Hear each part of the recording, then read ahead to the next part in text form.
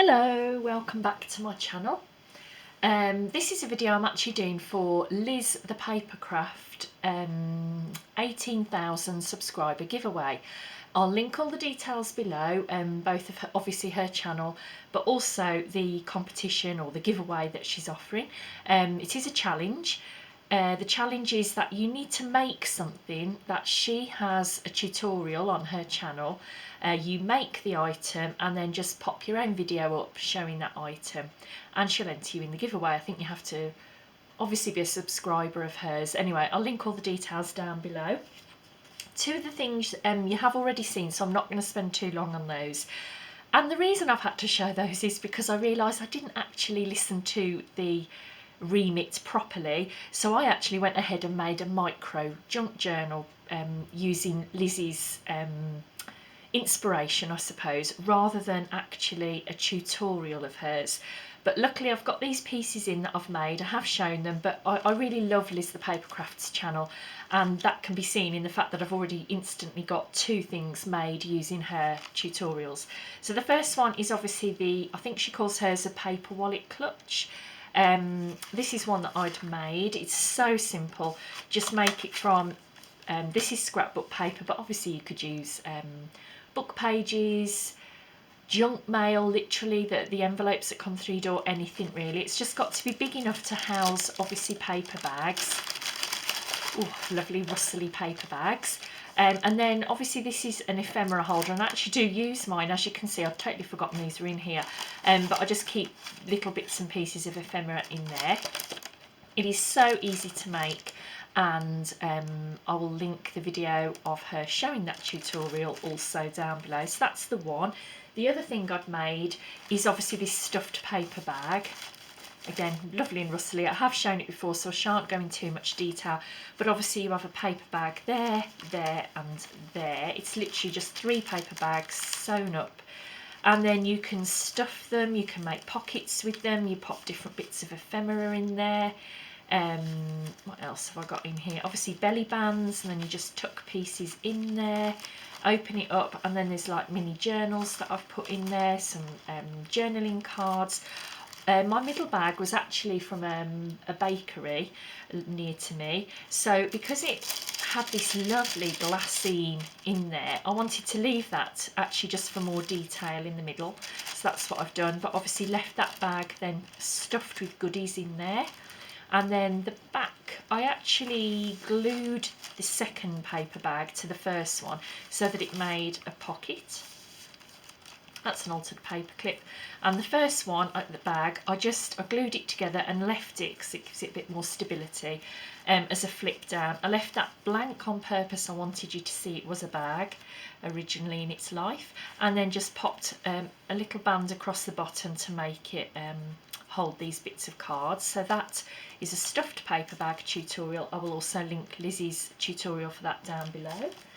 And then on to the piece that I have made this week, which is not using one of her tutorials, but I really think Liz is the queen really of micro mini journals. I don't think I've seen anybody else make micro mini journals except her, and certainly hers are the ones that really stick in my mind. She has many on her channel if you want to go and check out her videos.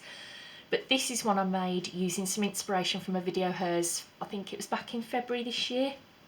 So I'll just pop going through this one. I made mine out of fabric. The one I followed of hers was fabric made.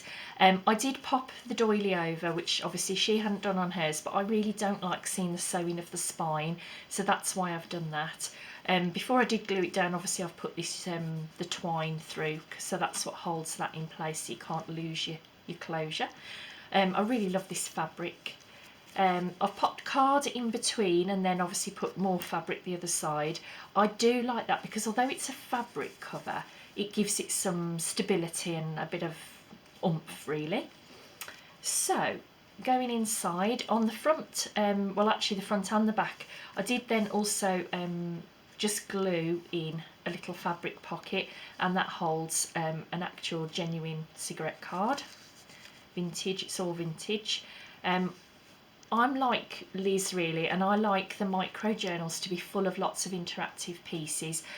This page I did shrink down a DigiKit I'd got, really small. The same with the postcard. So there's plenty of spaces you can write in here, but at the same time full of interest. Going over, I've just used another shrunk down, and this I actually left 2 pieces from a printable. I didn't cut down, and I left it so it just makes a little book. It's very teeny tiny, especially with my big hands. A piece of vellum in between, just for interest really, and a bit of a change. Some paper, and I just fussy cut a little image out there. Made this a little bit bigger so you could flip out and write. Made a little journaling card just on there and paper clipped that on. This was also in Lizzie's journal micro mini that she'd made, and it's like a little matchbook. I can open that, and that's just full of all different papers in there. And I popped a little butterfly on the bottom to hide the staple of where you're popping that in, and that just clips onto there. This side I just made that into a little tuck and really shrunk down this little journaling card, so teeny tiny. Some pages are ripped, I just like that look myself, I don't like everything too neat and square. Another little journaling card there tucking in there.